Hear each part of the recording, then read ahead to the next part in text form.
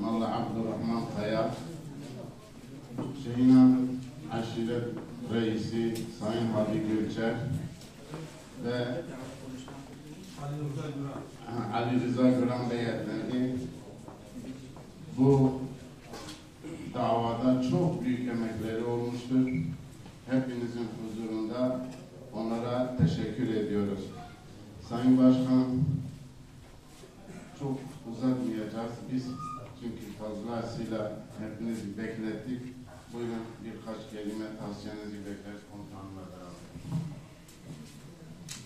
Evet, kıymetli komutanım, çok değerli hazirun, hepinizi hürmetle, muhabbetle selamlıyorum. Ben Hüseyin Beyoğlu, Bağlar Belediye Başkanı, yani hizmetkarınız. Bugün burada çok hayırlı bir toplantı oldu. Evet, insanlar zaman zaman kavga ederler, zaman zaman birbirine ters düşerler. Fakat Rabbime şükürler olsun ki İslami adette bizim aynı zamanda bizim geleneğimizde sulh var. Sulh ne demektir? Sulh barış, bir araya gelmek demektir. Sulh, barış da ameller arasında en iyi amel sayılıyor. Yani en hayırlı iş sayılıyor. Hamdolsun bugün burada iki ailemizi bu değerli hazırların huzurunda Kur'an-ı Kerim'in altında geçerek birbirimizle musafaha ederek ve güzel bir neticeyle kardeşlik bağı kurduk.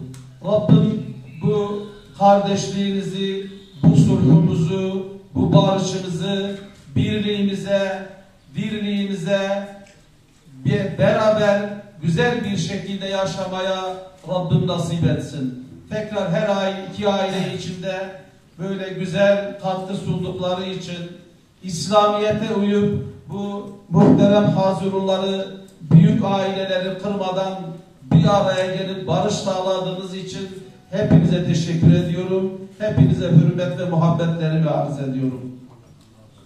Allahümme salli alel fethahi nebiyyul risale Ebu Zehrai Allahümme salli